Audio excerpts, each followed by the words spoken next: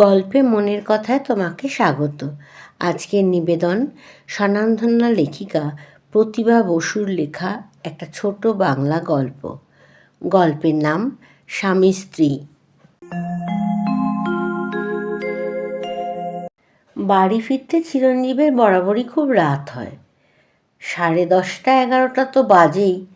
তেমন জরুরি মিটিং থাকতে মধ্যরাতও হতেও বাধা নেই। বাল্যকাল থেকেই সমাজসেবা এবং রাজনীতির সঙ্গে যুক্ত। সেটাই তাঁর ধ্যান, জ্ঞান, নেশা, যদিও পেশা অধ্যাপনা। সবাই বলে মানুষ তিনি একান্তই খাঁটি, দেশ এবং দশের মঙ্গলের জন্য উৎসর্গীকৃত প্রাণ। দলবাজির ধার ধারেন না, অর্থলোভে বিচলিতও হন না, গদির মোহে পা বাড়ান না। আক্ষরিক অর্থেই আদর্শবাদী। যখন এই শহরের এই কলেজে চাকরি নিয়ে এসেছিলেন তখন বয়স ছিল 28, এখন 40। তখন সঙ্গে বিধবা মা ছিলেন। আজ 5 বছর যাবৎ তিনি গত। বিবাহ করেননি, কেননা সময় পাননি। সুতরাং সংসারের বন্ধন নিতান্ত শিথিল। একটি অতি অকর্মণ্য অবসরপ্রিয় বোকা নিদ্রাকাতর ভৃত্য নিয়ে নেহাতি স্বাধীন জীবন। বাড়ি ফিরতে সেদিনও খুব রাত হয়ে গিয়েছিল, কিন্তু ফিরেই তিনি বড় অবাক হয়ে গেলেন। ধাক্কা দিতেই খুলে গেল দরজা। ঘড়িতে দেখলেন 12টা বেজে 33 মিনিট। মফস্বল শহরের পক্ষে রাত 12টা অবশ্যই গভীর রাত। বেশিরভাগ মানুষই নিদ্রিত। তার মধ্যে তার পুরাতন ভৃত্য গোবর্ধন তো বটেই। গোবর্ধন সন্ধ্যে থেকেই ঘুমায়। প্রতিদিনই ফিরে এসে দরজা ধাক্কাতে ধাক্কাতে প্রাণান্ত না হওয়া পর্যন্ত তার ঘুম ভাঙে না। আর এত রাত্রে এলে তো পুলিশ ডাকার অবস্থা ঘটে। আরও একটা কাণ্ড করে সে, সারা বাড়ি অন্ধকারে আচ্ছন্ন করে রাখে। তিনি যত বলেন বসার ঘরের আলোটা জ্বেলে রাখবি, সে কথা সে শোনে না। হ্যাঁ, অতক্ষণ মিচিমিচি ইলেকট্রিক পুরোই আর কি। আমার তো আর খেয়ে দিয়ে কাজ নেই কি না। খেয়ে দিয়ে সত্যি তার কোনো কাজ নেই। বেলা পড়তে না পড়তেই চিরঞ্জীব বেরিয়ে যান 1 কাপ চা খেয়ে। আর ফিরতে ফিরতে তো এত রাত, গোবর্ধন আলোই জ্বালে না। দাদাবাবু বেরোনো মাত্র সেই যে দরজা বন্ধ করে ঘুম লাগায়, ওঠে একেবারে ফিরে এলে। বিকেলে রান্নাবান্নার পাট নেই। গোবর্ধনের রান্না যত কম খাওয়া যায় ততই মঙ্গল। পারলে দুপুরেও খেতেন না। মা ছেলেবেলা থেকে বদভ্যাস করে দিয়ে গেছেন ভাতের। তিনি নেই, অথচ অভ্যাসটা আছে। ভাত খেয়েই কলেজে যান। সেই সঙ্গে যেটা মাছের ঝোল নামে নিয়ে আসে, তার স্বাদে যে কি ভয়ানক সে শুধু যে খেয়েছে সেই জানে। অন্যমনস্ক চিরঞ্জীব এক ঝাঁকিতে পূর্ণমনস্ক হয়ে চেঁচাতে থাকেন, এটা তুই কি করেছিস, কি করেছিস? লোকটা হদ্দ বোকা, নইলে এত বছর এ বাড়িতে আছে, এত বছর ধরে মাকে রান্না করতে দেখেছে, তবু কিছু শিখলেও না। বকলে ভ্যাবাচাকা খেয়ে দৌড়ে আরও 1 খামচা নুন বা চিনি মিশিয়ে নিয়ে এসে বলে, এবার দেখুন দাদাবাবু ঠিক হয়েছে কি না। সুতরাং এই লোকের দ্বারা তিনি যে তার জঠরকে আর নির্যাতিত হতে দিতে চান না। বলেন, রাত্রিরে আমার জন্য সব সেদ্ধ করে রাখবি, মাখন থাকে যেন ঘরে, পাউরুটি থাকে যেন। ওই সবই তিনি খান, সঙ্গে 1 কাপ কফি। সেদিন গোবর্ধনের আলো জ্বেলে রাখা, দরজা খোলার তৎপরতা ইত্যাদি দেখে তিনি প্রায় তাজ্জব বনে গিয়েছিলেন।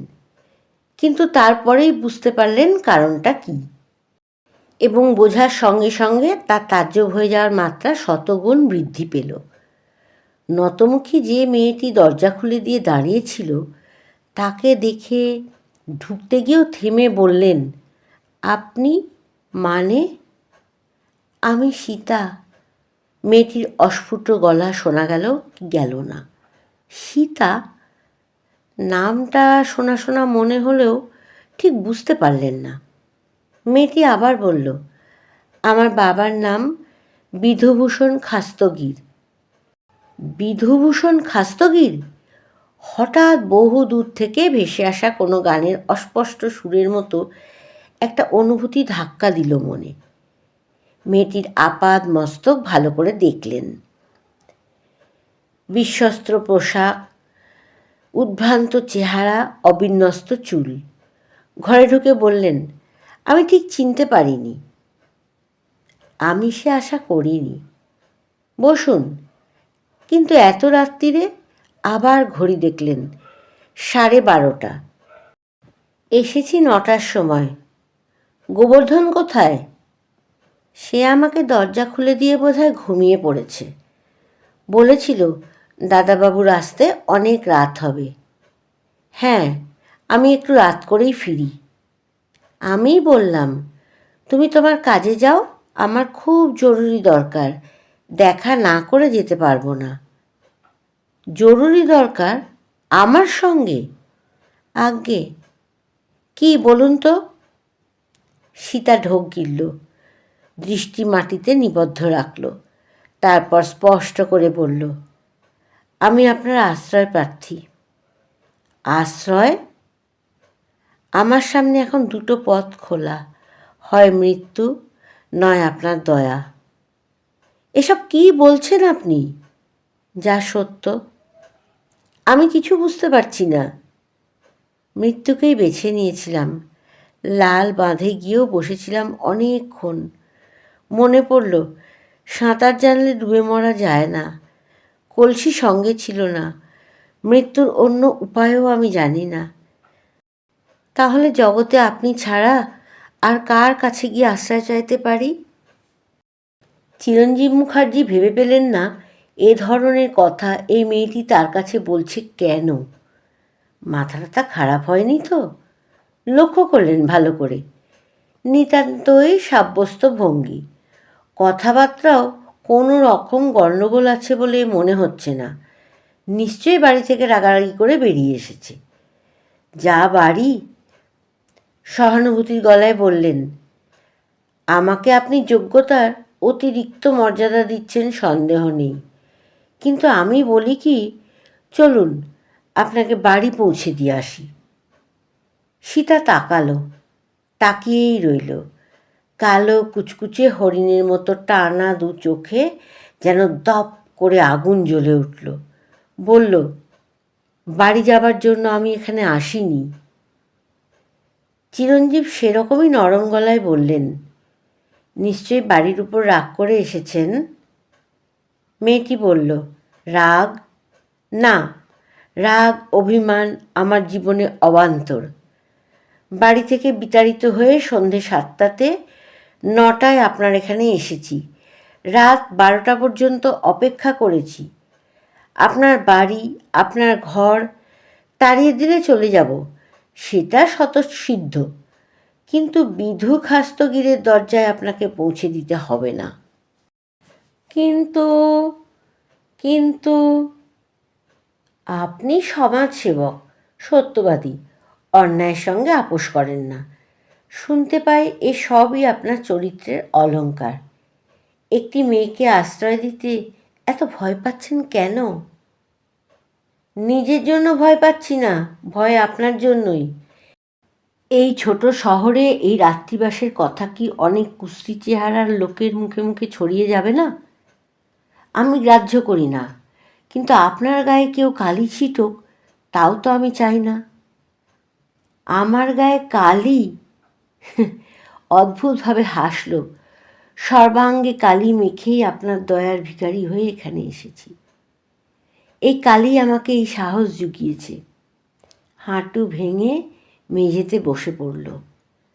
আপনি আমাকে স্ত্রীর মর্যাদা দিয়ে এই বিপদ থেকে রক্ষা করুন। কি? শুধু সবাইকে জানতে দিন আমি বিবাহিতা। এ ব্যতীত কথা দিচ্ছি, অন্য বিষয়ে স্ত্রীর দাবি আমি করব না। কি বলছেন? বিনা মেঘে বজ্রপাত হলেও বোধ করি চিরঞ্জীব মুখার্জি এত স্তম্ভিত হতেন না। লোভ নয়, মোহ নয়, প্রেম নয়, প্রলোভন নয়, শুধু একটি নিপীড়িত, নির্যাতিত, অরক্ষিত মেয়ের এই আবেদন কি আপনি রক্ষা করতে পারেন না? প্রার্থনার ভঙ্গিতে সীতা তার 2 হাত বুকের কাছে জড়ো করল। বিপন্ন চিরঞ্জিত তো করে বললেন, কিন্তু সেটা তো সম্ভব নয়। সম্ভব, আপনার পক্ষেই সম্ভব। মৃত্যুর সঙ্গে দেখা করতে না পেরে আমি সেই জন্যই আপনার দরজায় ছুটে এসেছি। আমাকে দয়া করুন, দয়া করুন। চিরঞ্জীব অন্যমনস্ক হলেন। অনেক ভুলে যাওয়ার কথা একসঙ্গে মনে পড়ল তাঁর। মা একসময় এই মেয়েটির সঙ্গে তার বিবাহের প্রস্তাব করেছিলেন। তখন এক পাড়াতেই ছিলেন। মোড় ফিরলেই বিধু উকিলের ইট বার করা পুরাতন পৈতৃক বাড়িটা চোখে পড়ত। রাস্তা থেকেই সিঁড়ি উঠে তার বৈঠকখানা, অর্থাৎ চেম্বার। অন্দরমহল পিছনে। অনেকগুলো কুচোকাটা ছেলে মেয়ে কিলবিল করত পথের ধারে। সবই বিধু উকিলের। প্রথম পক্ষের এই একটিই মাত্র মেয়ে। ছোট ছোটগুলো দ্বিতীয়ার। মেয়েটির মা মারা যাওয়ার মাস 10 বাদে বিধুবাবু তাকে মাসি, পিসি, কাকি এই ধরনের কোনো এক আত্মীয়ের কাছে রেখে এলেন। সীতা তখন রীতিমতো যুবতী। IAS পাশ করে বিয়ে পড়ছিল। সেই সময়ে ওই কলেজে যোগ দেন চিরঞ্জীব। 2-1 মাসের মধ্যেই চলে গেল। তার বাবা বলে বেড়ালেন, সব সময় কাজে কর্মে বেরিয়ে যান, মেয়েকে একা বাড়িতে রাখতে ভরসা পান না, জায়গাটা তো তেমন ভালো না। এই বলে অচিরেই অন্য একটি মেয়েকে বিয়ে করে নিয়ে এলেন কোথা থেকে। বছর 4 বাদে নিজের মেয়েকেও ফিরিয়ে নিয়ে এলেন। ততদিন আরও 2 সন্তানের জনক হয়েছেন এবং আরেকটি সূচনায় বমি করছেন বিমাতা।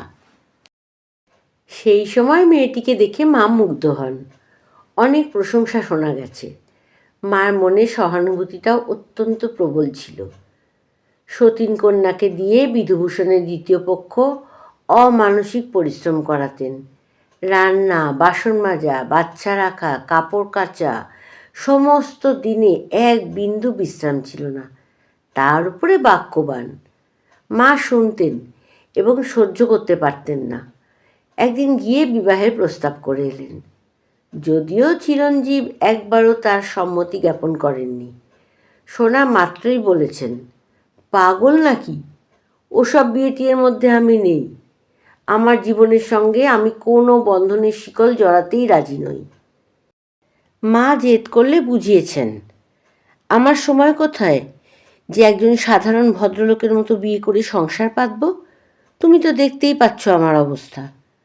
তবু বিমাতার সংসারে মেয়েটির দুঃখ, দৈন্য, নির্যাতন, নিপীড়নের কথা শুনতে শুনতে মন তার ভিজে উঠত। পথে যেতে আসতে কখনো দেখতে পেলে চকিত দৃষ্টিতে তাকাতেন।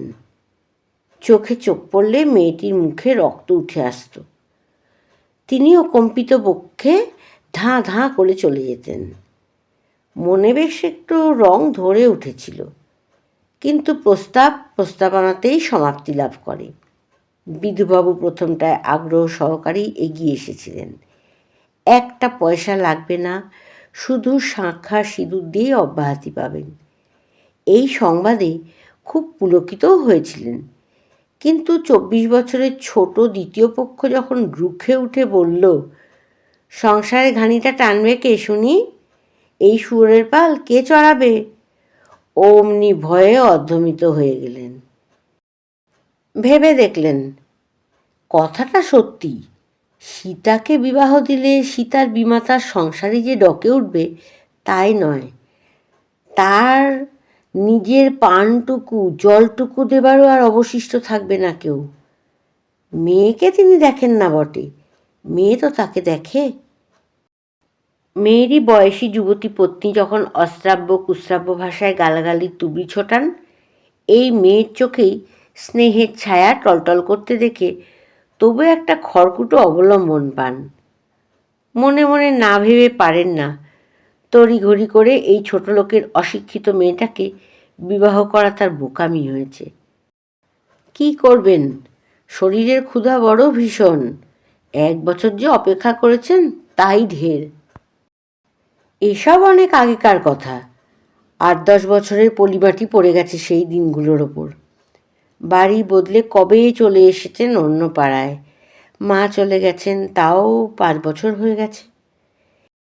এই তো দেখেও চিনতে পারলেন না যে সেই মেয়েকে। তার মানে চকিত দৃষ্টিতে চকিতেই দেখেছেন। রাত 12টার সময় এতদিন বাদে এসে সে কেন তার পতিত্ব প্রার্থনা করছে? ভেবে পাচ্ছিলেন না কি করবেন, কি বলবেন। বিয়ে কি এমনিই একটা ব্যাপার যে এসে বলা মাত্রই হয়ে যায়? তার জন্য প্রস্তুতি লাগে না? বয়সও কি আর বসে আছে?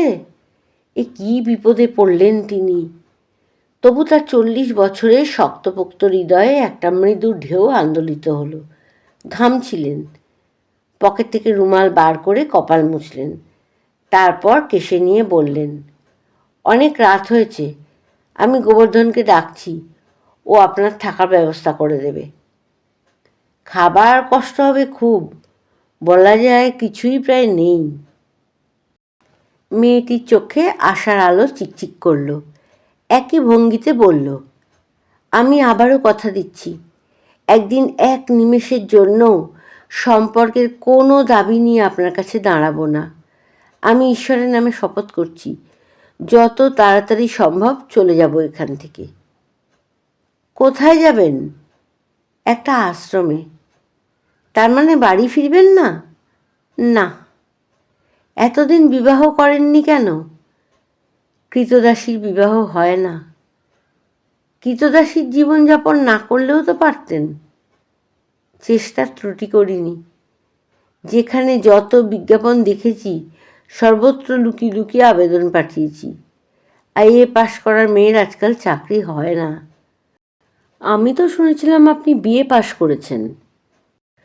পরীক্ষার 2-4 মাস আগেই বাবা আমাকে তার দ্বিতীয় পত্নীর পরিচর্যার জন্য নিয়ে আসেন এখানে। তারপরের ইতিহাস গভীর অন্ধকারে আচ্ছন্ন। তবে শেষ পর্যন্ত একটা চাকরি আমার জুটেছিল। আমি সেখান থেকেই মাস দেড়েক আগে ফিরেছি। সে চাকরি নেই? ছিল, আমি ছেড়ে চলে এসেছি। স্কুলের চাকরি? কোনো এক গণ্ডগ্রামের প্রাথমিক স্কুল। 4 বছর ছিলাম। কোনো কৌতূহল প্রকাশ করছি না, কিন্তু সে কাজ কি এতই অসহ্য হলো যার বিনিময়ে এই অন্ধকারে ফিরে আসতে হলো আবার? সীতা চুপ করে রইল। চিরঞ্জীব বললেন, যে আশ্রমে এখন কাজ স্থির করেছেন, যে আশ্রমে কি বিবাহিত না হলে কাজ দেয় না? সীতা জবাব দিতে একটু সময় নিল। হঠাৎ উদ্ধতভাবে বলল, আপনি তো সমাজসেবা করেন, আপনি কি জানেন না মেয়েরা কত অসহায়? জঙ্গলে যেমন বাঘের ভয়, একটা মেয়ের পক্ষে একা থাকলে পুরুষের ভয় তার চেয়ে লক্ষ গুণ বেশি। বাঘ তবু খেয়ে ফেলে, একটা অবসান, কিন্তু একজন পুরুষের লোভ একজন অরক্ষিত মেয়েকে। থামল, অনেকক্ষণ চুপ। ঘরের মধ্যে নিঃশ্বাস পতনের শব্দও যেন ডুবে গেল। তারপর বলল, আপনাকে জানানো দরকার, এই 4 বছর আমার অক্লেশে কাটেনি। অনেক উৎপাত সহ্য করতে হয়েছে, কিন্তু আমরা 4 জন মেয়ে একসঙ্গে ছিলাম। জড়াজড়ি করে ভয় ডর নিয়েই চলছিল কোনো রকমে। মাস 3 আগে আমার জ্বর হলো একদিন। ওরা 3 জন স্কুলে চলে গেল। নির্জন দুপুরে মাটির ঘরে আমি একাই শুয়েছিলাম। এই সুযোগে দুর্জন ঢুকে এলো। আমি আমাকে রক্ষা করতে পারলাম না। গর্জে উঠলেন চিরঞ্জীব। কোথায়, কোন গ্রাম বলুন আমাকে, আমি তাকে শায়েস্তা করব। আমি যাব সেখানে।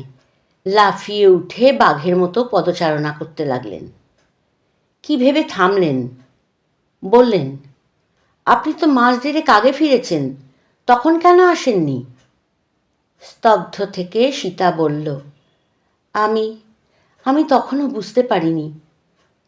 কি বুঝতে পারেননি? নিয়তি আমাকে কোথায় টেনে নিয়ে এসেছে।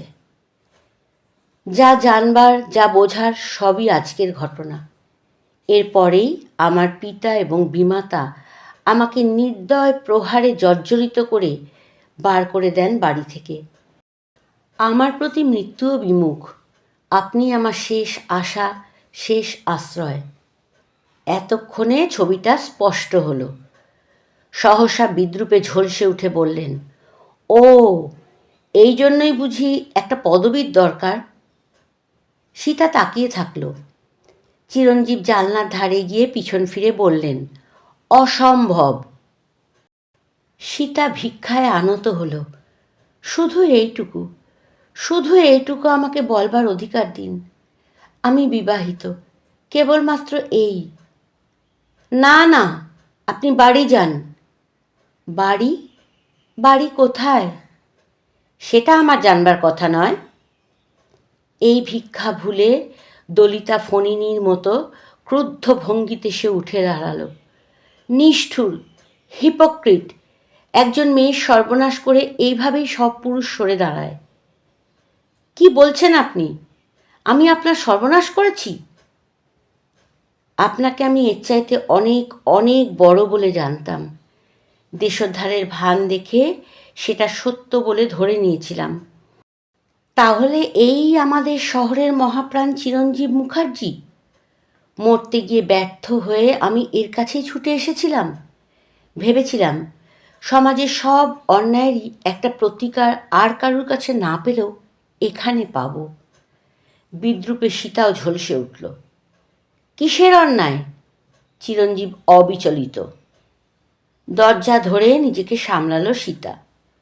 একটি পুরুষের প্রলোভনের পাপে একটি নিষ্পাপ মেয়েকে কেন বলি দেওয়া হবে এভাবে বলতে পারেন? কোথায় তার দোষ? আপনাদের পুরুষশাসিত সমাজে সে মেয়ে হয়ে জন্মেছে, শুধুই তো এই। গর্ভধারণ করবে মা, জন্ম দেবে মা, লালন পালন রক্ষণাবেক্ষণে সব করবে মা, আর পরিচয় দিতে গেলে তার পিতৃপদবী চাই চাই। কেন এ অন্যায়? কেন মায়ের সন্তান বললেই আপনারা তাকে গলা টিপে মেরে ফেলবেন? কেন? কেন? এই প্রাণ আমার ইচ্ছেতে জন্ম নিয়েছে, তবু তার জন্য কেন মরতে হবে আমাকে? তা নইলেই ঠেলে দেবেন গণিকাবৃত্তির দরজায়। নিজেদের পশুবৃত্তি চরিতার্থ করে প্রায়শ্চিত্ত করাবেন মেয়েটিকে দিয়ে। কেবলমাত্র সেই মেয়েটিই তো নয়, একটি প্রাণকণিকাকেও সংহার করবেন আপনারা। নরক, নরক! সবচেয়ে বড় বেদনা আপনিও সেই নরকের কীট। অথচ 10 বছর যাবৎ এই নরকের কীটটিকেই আমি দেবতাজ্ঞানে পুজো করে এসেছি। অতি বড় দুঃখের দিনেও এই মানুষের অস্তিত্ব স্মরণ করে আমি কল্পনায় সান্ত্বনা পেয়েছি। বলতে বলতে তার গা থেকে জড়িয়ে থাকা চাদরটা খসে পড়ে গেল। প্রচণ্ড প্রহারে রক্তাক্ত দেহের অনেকখানি উন্মুক্ত অংশ দেখতে পেয়ে চিরঞ্জীব শিহরিত হলেন। সীতা ঝড়ের বেগে বেরিয়ে গেল। এরপরে অনেকক্ষণ কিং কর্তব্য বিমূঢ় হয়ে দাঁড়িয়েছিলেন। এই মুহূর্তে এই মেয়েটি তাকে যা যা বলে গেল মনে পড়ল। এই ধরনের বক্তৃতায় তিনি অনেক সময় মুখর হয়ে ওঠেন। আন্তরিকতারও কোনো অভাব থাকে না। তরুণরা এবং মহিলারা জয়ধ্বনি করেন, বয়োজ্যেষ্ঠরা ধিক্কার দেন। এতদিন এই সব বিশ্বাসেই অটল ছিলেন, কিন্তু যে মুহূর্তে নিজের ওপর এসে দায়টা বর্তালো, তৎক্ষণাৎ তার চিরাচরিত পুরুষবৃত্তি কেমন রোঁয়া ফুলিয়ে জাত ভাইদের সপক্ষে হয়ে দাঁড়িয়ে গেল। ছি, এটা অন্যায় হয়েছে। এটা তিনি ঠিক করেননি। ঘড়ি দেখলেন, 2:05। এই গভীর রাতে কোথায় চলে গেল অসহায় মেয়েটি? এতক্ষণে একটা অন্যায় বোধ তাকে উদ্বুদ্ধ করল। সমাজসেবী হিসাবে অর্জিত অহংকার খোঁচা দিল মহাপ্রাণের ভূমিকায় অবতীর্ণ আত্মাকে। সঙ্গে সঙ্গে দ্রুত পায়ে ধাবমান হলেন এবং ফিরিয়ে নিয়ে এসে বললেন, দেখুন, আমার বয়স 40, আমি চিরকুমার, আমার পক্ষে বিবাহ প্রহসন।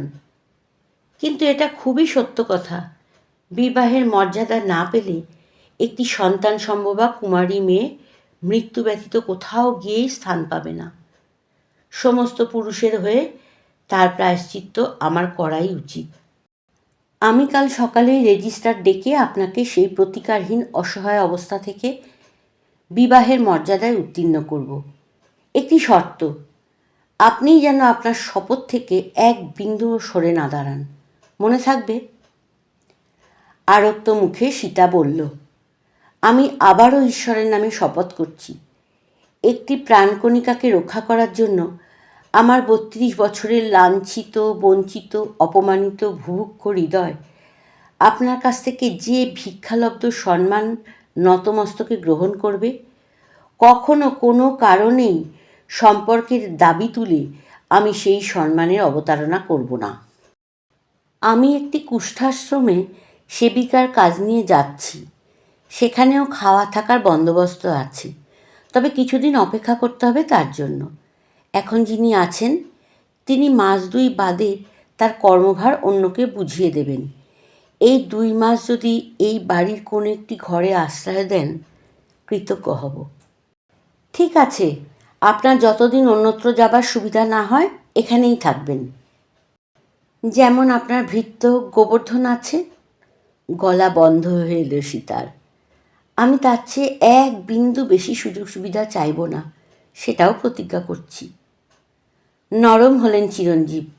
কি আশ্চর্য, এসব বলছেন কেন? আমাকে যতই ছোট ভাবুন, আমি তত ছোট নই। সত্যি সত্যি পরের দিন বেলা ১২টার সময় সীতা খাস্তগির কলমের এক আঁচড়ে সীতা মুখার্জি হয়ে গেল। কোণের দিকের একটি পরিত্যক্ত ঘরে আশ্রয় মিলল তার।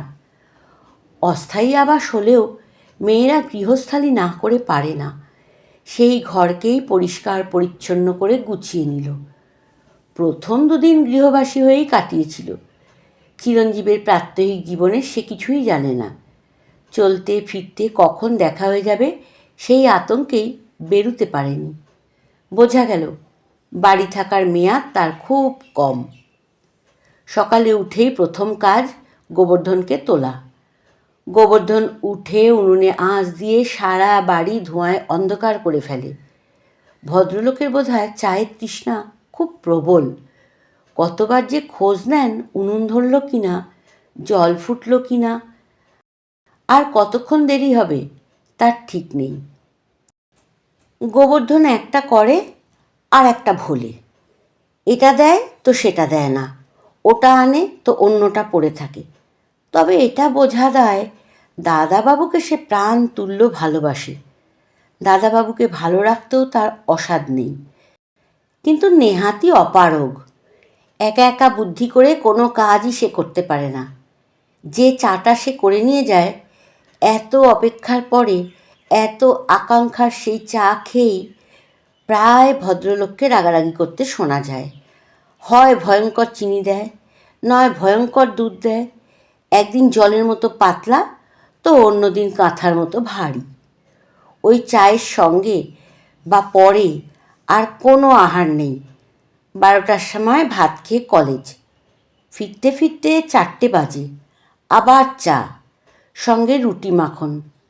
তখনই আবার বেরিয়ে যান, ফেরেন রাত্রিরে। সীতা ঘুরে ফিরে বাড়িটা দেখল। যেভাবে রেখেছে এরা, বোঝার উপায় নেই কেমন। রান্নাঘরে ঢুকে জিনিসের প্রাচুর্য দেখে অবাক হয়ে গেল। কি সুন্দর সুন্দর সব বাসন, কি অযত্নে পড়ে আছে। রোজ একটা ভাঙা উনুন ধরানো নিয়ে কত কাণ্ড করে গোবর্ধন। কত দেরি হয়ে যায় চা দিতে। আর বাড়িটা তো কালি ঝুলি মাখিয়ে শেষ করেছে। অথচ আরও ৩টে উনুন আছে, একটা পুরনো দিনের প্রাইমার স্টোভ, একটা কেরোসিনের, আর একটা ইলেকট্রিক। বলল, এগুলো ঠিক নেই গোবর্ধন। গোবর্ধন বলল, তা তো জানি নে বৌদি, মা থাকতে ব্যবহার করতেন, আমি ধরাতে জানি না। বৌদি ডাক্তারতে দাঁতে কাঁকড় পড়ল। মেনে নিতেই হয়। বলল, এক কাজ করো, একটু পরিষ্কার টরিষ্কার করে দাও, আমি দেখি। গোবর্ধন এক বাক্যেই রাজি। তেল টেল ভরে দেখা গেল সব ঠিক। শোনো, কাল সকালে তুমি আর উনুন ধরিও না, আমি স্টোভ জেলে চা করে দেবো, তুমি নিয়ে যেও। খুব খুশি গোবর্ধন। বাড়িতে মা মারা যাবার পর থেকে ভালোই লাগে না তার। বৌদি এসে আবার বাড়ি বাড়ি হয়েছে। শুধু চা নয়, রান্নার পাটটাও আস্তে আস্তে হাতে নিল সীতা। বেকার জীবন অসহ্য। তাছাড়া যে 2 মাস এখানে খাবে থাকবে, কিছু তো বিনিময় করতে হবে। একদিন চিরঞ্জীব বেরিয়ে গেলে পায়ে পায়ে তার ঘরে গিয়েও ঢুকল। কাঁচা হলো বিছানার চিটচিটে ময়লা চাদর, বালিশের ওয়ার, তোষক রোদে দেওয়া হলো। এই করতে করতে বাড়ির শ্রী ছাদও ফিরে গেল, বা যাবার সময়ও এগিয়ে এলো।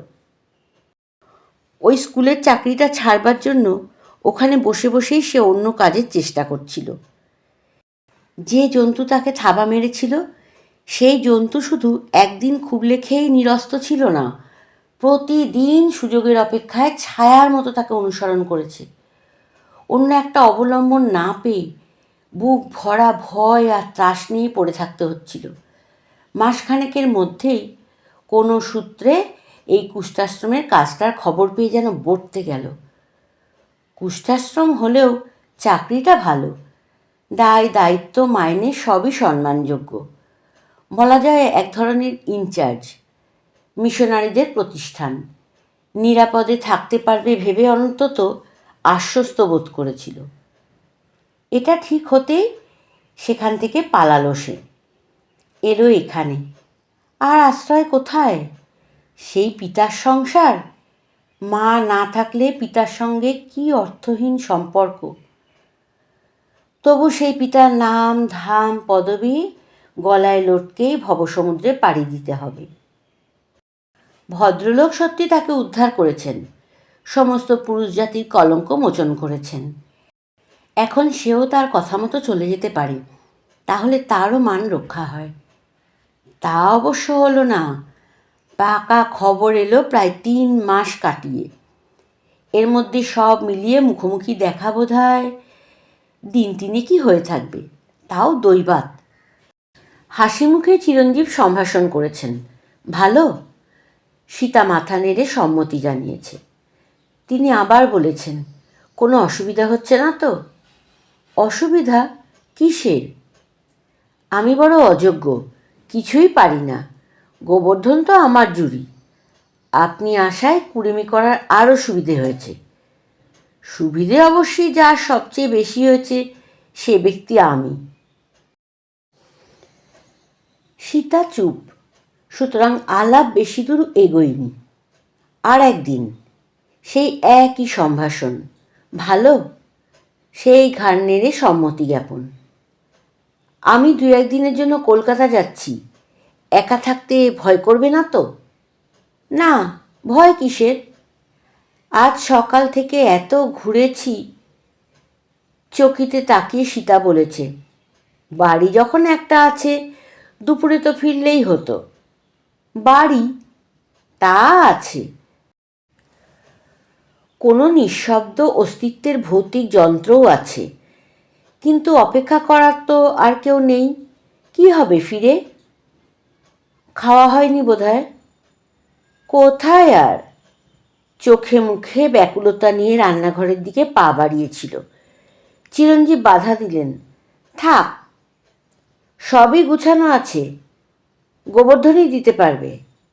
ও, চুক্তিতে কি এটা ছিল? কি এই গৃহিণীপনা? সীতার মুখে এক ঝলক রক্ত উঠল। আর একদিন সীতাই গিয়ে দাঁড়িয়েছিল দরজায়। গোবর্ধন বলল, জ্বর হয়েছে? ইদি চেয়ারে শুয়ে একটা বই পড়ছিলেন। চমকে উঠে বসে তাকালেন। ও, আপনি? সকালে চা খাবার সবই তো ফেরত গেছে। ইচ্ছে করছে না? যা ইচ্ছা করে বললেই তো করে দেওয়া যায়। কার জন্য? সীতা জবাব দিল না। আমার জন্য? সীতা জবাব দিল না। আমার জন্য কারুকে কিচ্ছু করতে হবে না। আবার বই মুখে নিয়ে এলিয়ে শুলেন। দাঁড়িয়ে থেকে চলে এলো সীতা। আর আজ আজ চলে যাচ্ছে সে, কিন্তু চিরঞ্জীব কোথায়? সকাল থেকেই তিনি অনুপস্থিত। অথচ জানেন আজ সে চলে যাবে। গাঢ় অভিমানে ভরে যায় মন। সময় হয়ে গেল, বসে আছে সব গুছিয়ে। আশ্চর্য, মানুষটার দেখা নেই। একটা পাখি পুষলেও তো মায়া হয়। এই 3 মাসে সীতা কি সেটুকু অর্জন করতে পারল না? হাজার হোক, স্ত্রী তো, আইনসিদ্ধভাবেই স্ত্রী। শেষ দিকে একটা স্বামীর কর্তব্যও তো সীতা আশা করতে পারে। কি নির্মম! অথচ সেই মানুষের সংসারটাকে ছেড়ে যেতে বুক ভেঙে যাচ্ছে তার। যতবার ভাবছে আর কোনো দিন ফিরবে না, ততবার কত দিনের শুষ্ক চোখে উপচে পড়ছে জলে। দাদাবাবুর এই ব্যবহারে গোবর্ধনও কম দুঃখিত হলো না, যদিও সে জানে না এই জামাই বৌদির শেষ চাওয়া। ভেবেছে কয়েকদিন বাদে আবার আসবে। তবে এদের হাবভাব চালচলন সবই যেন কেমন। দাদাবাবু অবশ্য বলেছে সে তো স্বদেশী করে, বিয়ে করেছে জানাজানি হলে জেল হয়ে যাবে, সুতরাং সে যেন বাইরে কিছু না বলে বেড়ায়। তাই বাইরে না হয় গোপন থাকুক, ভিতরে ভিতরে এমন করে কেন? সময় মতো সাইকেল রিক্সা নিয়ে এলো সে। সীতা উঠে বসল। এই প্রথম সিঁদুর পড়েছে, মাথায় আঁচল তুলে দিয়েছে। এই কয় মাসে এলোপাথারি কম কাপড় চোপড় এনে হাজির করেননি চিরঞ্জীব। এসেছিল তো এক কাপড়ে। রেজিস্ট্রেশনের দিন কেনা শাড়িটাই পরল, সঙ্গে নিয়েছে আর একখানা। না নিয়ে তো উপায় নেই, তবু যত কম গ্রহণ করা যায়। শুধু তো কাপড় চোপড়ই নয়, একখানা নোট লিখে টাকাও চাইতে হয়েছে। গোবর্ধনের হাতে যদি আমাকে 100 টাকা ধার দেন, অনেক উপকৃত হই। মাইনে পেলে 2 কিস্তিতে শোধ করে দেব। তারপরে লিখেছিল, নিজের যত্ন নেবেন, ভালো থাকবেন, জানবেন যেখানেই থাকি নিরন্তর আপনার মঙ্গলের জন্য প্রার্থনা করব ঈশ্বরের কাছে। সেই টাকা পাথেয় করেই আবার অজানার উদ্দেশ্যে ঝাঁপ দিচ্ছে। তবু আজ তার বুকে অনেক বল। সে একজনের স্ত্রী। যা স্ত্রী সে তো এনে দিল না, টাকা পেয়ে গোবর্ধনকে দিয়ে সিঁদুর আনিয়েছে, লোহা আনিয়েছে, ব্যবহার করতে পেরে ধন্য মেনেছে জীবন। সারা দুনিয়াটার মধ্যেই যেন আর ভয় বা লজ্জা বলে কিচ্ছু নেই। মফস্বল শহরের স্টেশন, জাঁকজমকও নেই, ভিড়ও নেই। সে পৌঁছাতে পৌঁছাতে ঘস ঘস করে চলে গেল একটা ট্রেন। আর একটা এলো। গুড়ের হাঁড়িতে মাছির মতো ভনভন করল কিছু যাত্রী, কিছু ফেরিওয়ালা আর কিছু কুলি। তারপর আবার নীরব। দূর থেকে দেখা গেল তার ট্রেনও আসছে। আর সঙ্গে সঙ্গেই কথাটা মনে হলো তার। সঙ্গে সঙ্গেই সে নিষ্পৃহ হৃদয়ে ভাবল, বেঁচে থাকার আর কি অর্থ, কার জন্য, কিসের জন্য? জলে ডুবে মরতে পারিনি সাঁতার জানি বলে, ট্রেনে কাটা পড়তে বাধা কোথায়?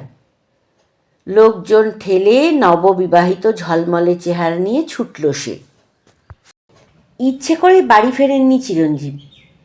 তাঁর আত্মসম্মানে যথেষ্ট ঘা লেগেছে। হাজার হোক, তিনি স্বামী। সীতার নিশ্চয়ই যাবার আগে একটা অনুমতি বা অনুমোদনের প্রশ্ন ছিল। এতদিন একসঙ্গে থাকলো, ভদ্রতা বলেও তো একটা জিনিস আছে। কি উদ্ধত, কি হৃদয়হীন, কি জেদ! বিয়ের আগে মানুষ একরকম ভাবে, বিয়ের পরেও কি তা ভাবতে পারে? সীতা যখন একজন প্রায় অপরিচিত মেয়ে মাত্র ছিল, তখনকার সঙ্গে এই কমাসের সীতা কি এক? এমনকি সেদিন, যেদিন অতি ঘনিষ্ঠ দুজন সাক্ষী রেখে দূর শহর থেকে একজন রেজিস্ট্রার এনে দরজা বন্ধ করে অতি সঙ্গোপনে সে গ্রহণ করেছিল সীতাকে। কাছাকাছি বসেই বুকটা কাঁপছিল, কেমন অন্যরকম হয়ে গেছিল মনের গতি। রাত্রিবেলা যখন ছাড়াছাড়ি হয়ে দুজন দুঘরে গিয়ে ঢুকলেন, একক বিছানায় শুয়ে কতক্ষণ ঘুম এলো না। শুধু কি সেই রাতেই? আর কোনো রাতে নয়? দিনেও কি নয়? সীতা ঘুরছে ফিরছে, কাজ করছে, তার ৬৯ অভ্যাসকে, ইচ্ছেকে পরম যত্নে পালন করছে। কি খাবেন, কি পরবেন, কখন বেরোলে কখন ফিরবেন, সমস্ত বিষয়ে একাগ্র হয়ে নিবিষ্ট রেখেছে মনোযোগ। এসব কি তাকে অবিশ্রান্ত আলোড়িত করেনি? করেছে। ধীরে ধীরে এ অনুভূতি তাকে চূড়ান্ত প্রেমের পর্যায়ে নিয়ে গিয়েছে। ২ মাস কেটে যাবার পরেও যখন সীতা গেল না, নিশ্চিন্ত বোধ করছিলেন। ভেবেছিলেন এইবার একটা বোঝাপড়ায় আসার চেষ্টা করবেন। লজ্জা, সংকোচ, কুণ্ঠা বেশি বয়সের দোষ। একান্ত যুবকের মতো দস্যু হয়ে ছিনিয়ে নিতে পারলেই কই? বলতে পারলেন কই, তোমার চুক্তিতে তুমি স্ত্রীর দাবি করবে না বলেছ, কিন্তু আমি তো স্বামীর অধিকার আরোপ করব না এমন কথা বলিনি। এই অনুরাগ তাকে এত দূরে নিয়ে গেছে যে তার সম্ভাব্য সন্তানের কথা ভাবলে পর্যন্ত হৃদয় পিতৃস্নেহে দ্রাব হয়ে ওঠে। সেই যে একা রেখে কলকাতা গেলেন, কি চিন্তা! অন্যমনস্কভাবে চলতে গিয়ে প্রায় গাড়ি চাপা পড়তে পড়তে বেঁচে গেলেন। আর তখনই মনে হলো সীতার কি হতো? টাকা কই, পয়সা কই? চির বাউন্ডুলে মানুষ তিনি। যা আয় করেন তাই দুহাতে খরচ করেন। এখন তো আগের মতো মুক্ত জীবন নেই। এখন তার অনেক দায়িত্ব। তিনি না থাকলে ওর তো দুর্গতির একশেষ হবে। আহা সীতা, কত দুঃখ পেয়ে তাঁর ঘরে এসেছে, কত বিশ্বাস নিয়ে তাঁর ঘরে এসেছে। এই যাওয়ার কথাটা তো তিনি জানতেনই না। গোবর্ধনকে দিয়ে বলে পাঠানো হলো। কেন? একবার নিজে এসে দাঁড়াতে পারল না? নিজে এসে বললে কি মহাভারত অশুদ্ধ হয়ে যেত? মুখোমুখি কথা বললে নিশ্চয়ই তিনি তার মতটা জানিয়ে দিতেন। চিরঞ্জীব মুখার্জির স্ত্রী সীতা মুখার্জি গিয়ে কোথায় কোন আশ্রমে আয়ার কাজ করবে এ কথার তিনি ঘোরতর প্রতিবাদ করতেন।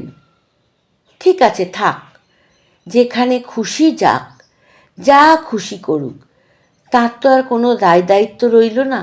ভালোই হলো। কাল সারা রাত এই একই ভাবনায় জ্বলেছেন। বারে বারে উঠেছেন, বসেছেন, জল খেয়েছেন, আর ভেবেছেন কেন তিনি তার সম্পর্কের জোরটা খাটাবেন না। অবশ্যই সে অধিকার তার আছে, কিন্তু ভাবা পর্যন্তই। কাজে আর করে উঠতে পারেননি। ভদ্রতার দায় বড় ভীষণ দায়। সেই জন্য সকাল না হতেই বাড়ি থেকে পলাতক। শুনেছেন ৯:৪৭ গাড়ি ছাড়বে। তার মানে সীতা বাড়ি থেকে ৯টাতেই বেরুবে। তিনি ঢুকবেন তারপরে। কিন্তু ঢুকে সেই শূন্য বাড়িতে কি করবেন, কেমন করে থাকবেন? অসম্ভব, অসম্ভব। ঠিকানাটাও তো জানেন না। এরপরেই তার ভাবনা উল্টো গতি নিল। সীতার কি দোষ? বাড়ি তাঁর, সর্বময় কর্তৃত্ব তাঁর। সীতাকে তিনি যে চুক্তিতে থাকতে দিয়েছেন, কি সাহসে সীতা তার বাইরে পা বাড়াবে? সাধারণ মেয়ে হলে হাতে পায়ে ধরত। সীতার মতো মেয়ে মরে যাবে, তবু অপমানের সঙ্গে ঘর করবে না। যেদিন এসেছিল দাবি নিয়েই এসেছিল। চিরঞ্জিত মুখার্জিকে অনেক অনেক বড় ভেবেই এসেছিল। নিজের মুখেই বলেছে 10 বছর যাবৎ তাঁকেই তার শ্রদ্ধার আসনে বসিয়ে রেখেছে সে। তার মানে কি এই দাঁড়ায় না? সেই থেকে, মানে মার সেই প্রস্তাবের পর থেকেই মন তাঁর প্রতি আকৃষ্ট। তাই যদি নাই হবে, তবে সেদিন আত্মহত্যা করতে না পেরে সেই বিপন্ন মেয়ে তার পতিত্বই প্রার্থনা করবে কেন? তিনি অন্ধ, দেখেও দেখেননি, বুঝেও বোঝেননি, দান গ্রহণ করেছেন, প্রতিদানের কথা মনে পড়েনি। ঘড়ি দেখলেন আর অমনি দৌড়ে গিয়ে একটা সাইকেল রিক্সা ধরে উঠে পড়লেন। স্টেশনে গিয়ে পৌঁছাতে পৌঁছাতেই ছেড়ে দিল ট্রেন। বিমূঢ়ের মতো দাঁড়িয়েছিলেন। ছোট্ট একটা ভিড় চোখে পড়ল। সীতাকে ঘিরেই সেই ভিড়। প্রকাশ্য দিবালোকে এতগুলো লোকের চোখ এড়িয়ে সে এবারও আত্মঘাতী হতে পারেনি। একজন কুলি হেই দিদিমণি কি করছো বলে তাকে আটকে দেয়, কিন্তু সীতা নিজে বলেছে মাথা ঘুরে পড়ে যাচ্ছিল, এই লোকটি তাকে রক্ষা করেছে। একই রিকশায় পাশাপাশি বসে নিঃশব্দে বাড়ি ফিরতে ফিরতে চিরঞ্জীব বললেন, তুমি কার উপরে প্রতিশোধ নিচ্ছিলে? আমি তোমার কী ক্ষতি করেছি? চুপ করে থেকে সীতা বলল, কারোর উপরেই নয়। আপনাকে ছেড়ে বেঁচে থাকার চেয়ে মৃত্যুই আমার কাছে অনেক সহনীয় বলে মনে হয়েছিল।